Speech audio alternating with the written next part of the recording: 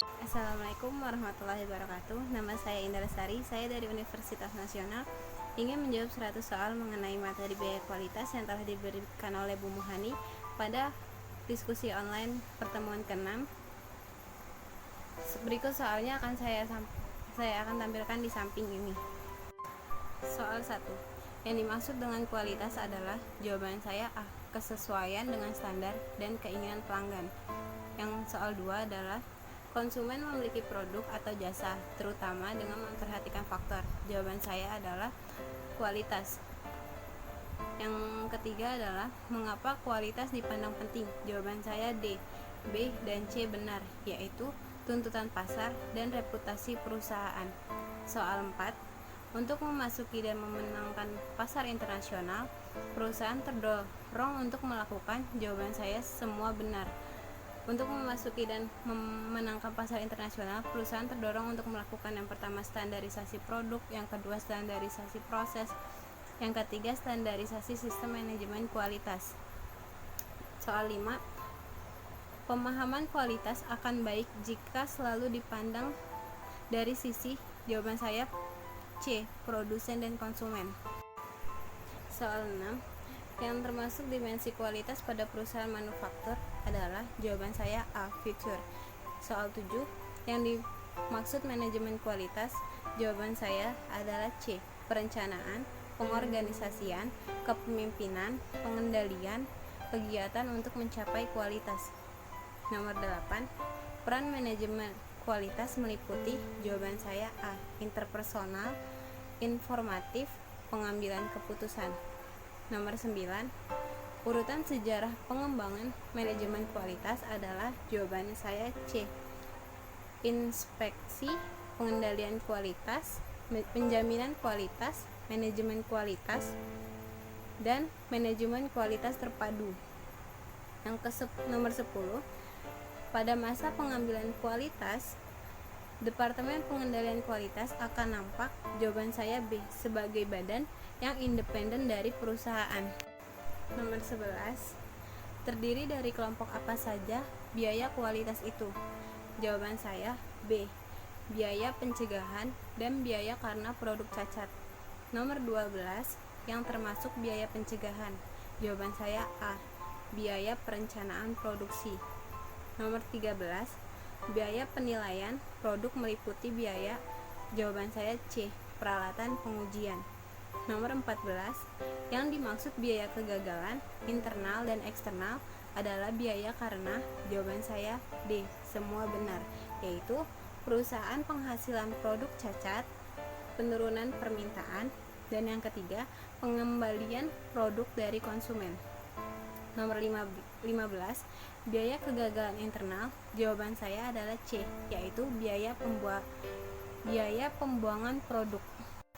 Nomor 16. Yang dimaksud dengan TQM adalah. Jawaban saya adalah C, filosofi. Nomor 17. Yang dimaksud dengan filosofi zero defect adalah. Jawaban saya D, A, dan C benar, yaitu membuat segala sesuatu sudah baik sejak awal dan pantang membuat, menerima, dan menyerahkan produk cacat. Nomor 18. Hal-hal yang merupakan karakteristik dari total quality adalah fokus kepada. Jawaban saya A, pelanggan. Nomor 19. Ada beberapa hal yang terkait dengan alat dan teknik untuk mewujudkan filosofi TQM, yaitu. Jawaban saya B, Kaizen, analisis kekuatan dan kelemahan. Nomor 20. Perubahan dalam TQM, terutama dalam sumber daya manusia, adalah tradisional HRM menjadi. Jawaban saya D, strategi TQM. Nomor 21. Hal-hal yang menjadi penghambat dalam pelaksanaan TQM adalah. Bila TQM, jawaban saya C, diterapkan dalam organisasi yang birokratis. Nomor 22. TQM akan gagal antara lain karena TQM disusun. Jawaban saya adalah C, sebagai program. Nomor 23. Atribut efisiensi yang harus diperhatikan agar TQM dapat terlaksana? Jawaban saya adalah A. Kemampuan, dukungan, dan komunikasi. Nomor 24.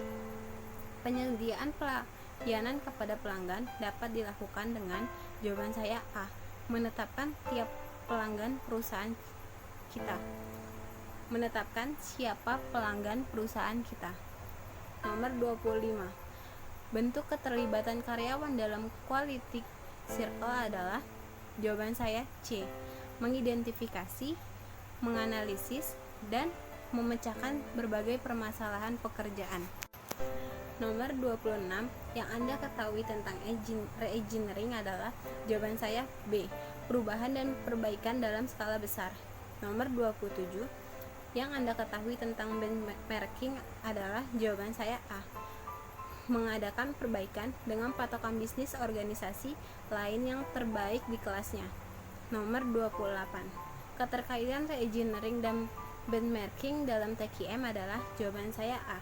Re-engineering dan benchmarking untuk menerapkan TQM. Nomor 29. Benchmarking yang dilakukan dengan membandingkan kinerja antara divisi atau wilayah pasar yang ada dan dikerjakan oleh unit-unit internal dalam organisasi atau perusahaan disebut, jawaban saya A, yaitu internal benchmarking. Nomor 30. Benchmarking yang dilakukan dengan membandingkan kapasitas fungsi bisnis atas pesaing tentu walaupun tidak dalam industri sejenis disebut, jawaban saya C, yaitu function benchmarking. Nomor 31. Big JIT merupakan, yang jawaban saya adalah A. Filosofi. Nomor 32. Little JIT merupakan, jawaban saya D. Teknik. Yang nomor 33. Konsep JIT pertama kali diperkenalkan oleh, jawaban saya B. Taiichi Ohno. Yang nomor 34. Yang bukan merupakan alasan perlunya JIT adalah, jawaban saya C. Memperbaiki jumlah pelanggan. Nomor 35. Manfaat JIT antara lain, jawaban saya D. A dan B benar, yaitu mengurangi cacat produk dan mengurangi pemborosan. Nomor 36. Dalam pandangan tradisional, pelaksanaan JIT dan TQM dilakukan secara A. Terpisah. Nomor 37. Berikut ini strategi untuk menerapkan JIT adalah, jawaban saya C. Mixed Production System. Nomor 38. Kartu Kanban dapat mendukung pelaksanaan, jawaban saya C. Full Production System. Nomor 39. Yang bukan merupakan prinsip persediaan JIT adalah, jawaban saya A. Meningkatkan banyaknya pemasok. Nomor 40. Yang tidak termasuk dalam kegiatan yang digunakan untuk menunjang pelaksanaan 5S adalah, jawaban saya C. Membiarkan kotor dan bocor. Nomor 41. TQS umumnya merupakan pelaksanaan manajemen kualitas secara menyeluruh yang dilakukan pada perusahaan, jawabannya adalah B. Jasa. Nomor 42. Yang bukan termasuk gap dalam kualitas pelayanan adalah, jawaban saya C. Perbedaan kinerja pelanggan. Nomor 43. Dalam circle ada gap kelima, yaitu, jawaban saya adalah B. Pelayanan yang diharapkan dengan yang sesungguhnya dirasakan. Nomor 44. Yang bukan merupakan dimensi kualitas adalah, jawaban saya A. Kualitas sosial. Nomor 45. 12 dimensi kualitas pelayanan menurut Suresh Chandra dibagi menjadi 3 kelompok besar, yaitu, jawaban saya C. Dimensi manajemen kualitas, generik, intervensi, dan unik. Nomor 46. Organisasi belajar adalah organisasi yang, jawaban saya D. Mendukung pembelajaran dan pembelajaran. Nomor 47. Organisasi belajar melakukan pembelajaran secara, jawaban saya A. Bersama-sama. Nomor 48. Pembelajaran menginginkan partisipasi dari, jawaban saya adalah C. Semua pihak. Nomor 49. Yang bukan merupakan alat dalam organisasi belajar adalah, jawaban saya adalah C. Cheating. Nomor 50, yang tidak termasuk dalam indikator bahwa organisasi melakukan pembelajaran adalah, jawaban saya adalah A. Hubungan antara organisasi dengan karyawan. Nomor 51, berikut merupakan fungsi pemimpin dalam organisasi kecuali fungsi yang jawabannya adalah D. Koordinasi. Jadi yang selain D adalah merupakan fungsi pemimpin dalam organisasi. Nomor 52, beberapa perbedaan antara manajer dan pemimpin kecuali, jawaban saya adalah D. A dan B benar, yaitu perbedaan fungsional dan perbedaan minat dan pola pikir. Nomor 53, yang bukan ciri penting dari pemimpin yang efektif adalah kemampuan, jawabannya adalah A. Mempengaruhi orang lain. Nomor 54, berikut variabel-variabel yang terdapat dalam metamodel kepemimpinan kualitas kecuali variabel, jawabannya adalah C. Perilaku manajerial. Nomor 55, berikut ini yang bukan peran dari pimpinan puncak adalah, jawabannya adalah D. Melakukan audit kualitas. Nomor 56, konsep hierarki kebutuhan individu dikemukakan oleh, jawabannya adalah A. Maslow. Nomor 57, pemimpin yang berusaha memotivasi pengikutnya melalui pemberian imbalan atau atas apa yang mereka lakukan merupakan pemimpin dengan tipe kepemimpinan, jawabannya adalah transaksional. Nomor 58, berikut perilaku yang ditunjukkan oleh pemimpin transformasional kecuali C. Elegan. Nomor 59, yang bukan termasuk hal yang melatar belakangi terbentuknya kelompok, khususnya kelompok informal adalah, jawabannya D. Kekeluargaan. Nomor 60, memerlukan banyak waktu, adanya tekanan untuk dapat menyesuaikan diri, adanya dominasi oleh anggota kelompok tertentu, dan adanya tanggung jawab ganda merupakan keterbatasan atau kelemahan dari kerja, jawabannya adalah A. Tim. Nomor 61, penilaian kualitas yang paling objektif berasal dari, jawabannya adalah C. Pihak ketiga. Nomor 62, beberapa departemen berikut ini mengadakan penjaminan kualitas, yaitu, jawabannya adalah D. Semua departemen.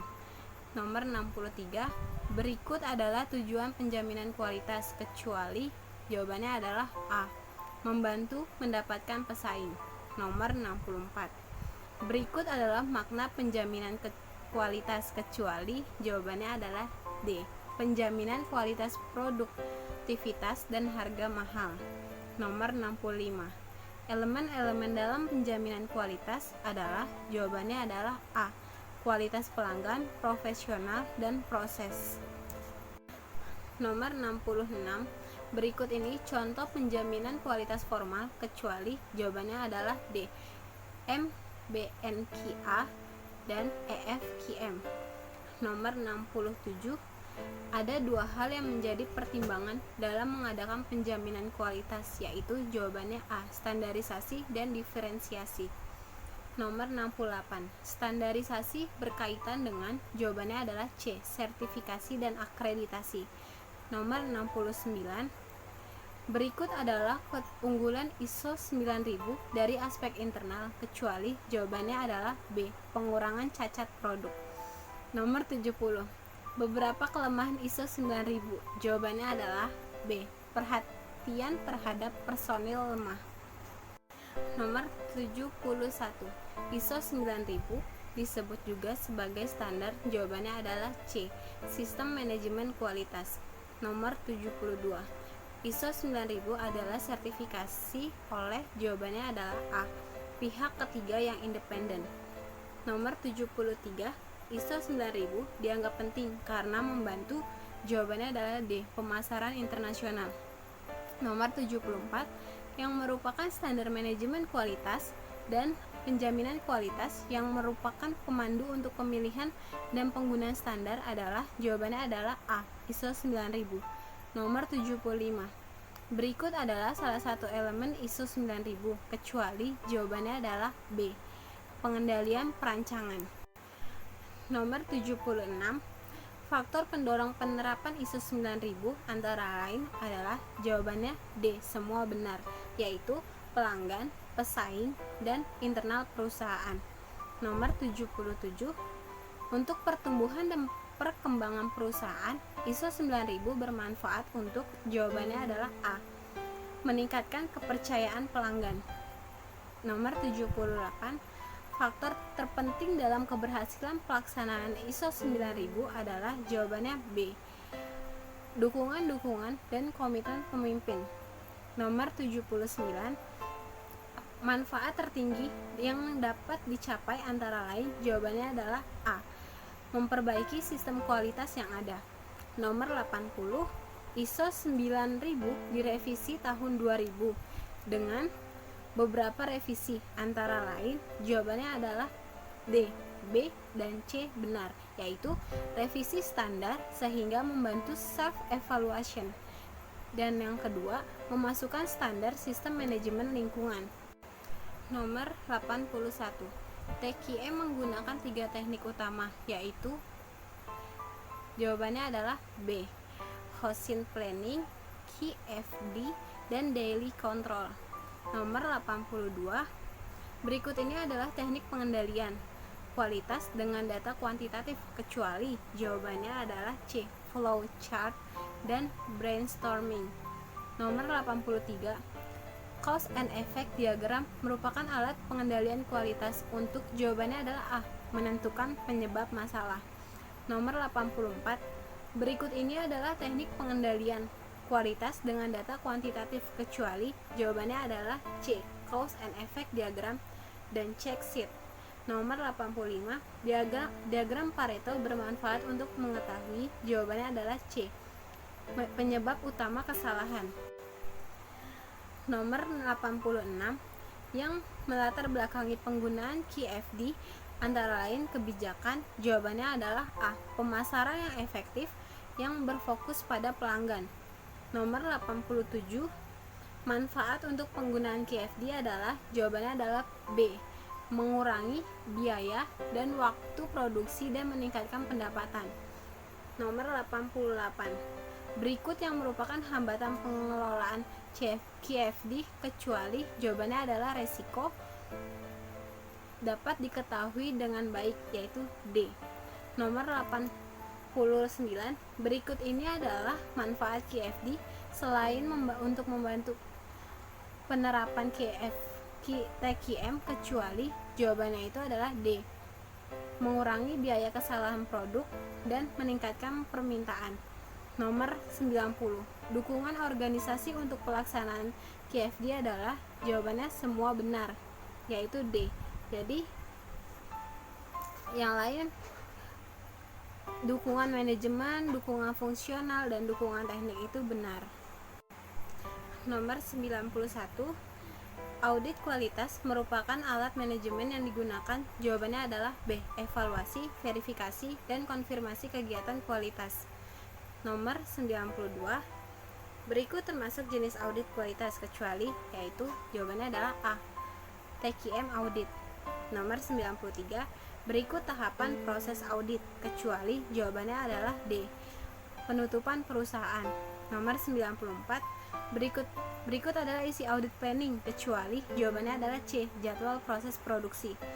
Nomor 95, pada tahap follow up ada tujuan yang akan dicapai, yaitu menjamin diterapkannya tindakan korektif, jawabannya adalah D. Nomor 96, audit yang dilaksanakan atas nama organisasi audit disebut audit, jawabannya adalah B, internal. Nomor 97, penggunaan metode yang rasional dalam menyimpulkan hasil audit merupakan prinsip audit, jawabannya adalah A, pendekatan berdasarkan bukti. Nomor 98, tujuan audit ditentukan oleh, jawabannya adalah B, hasil rapat tim.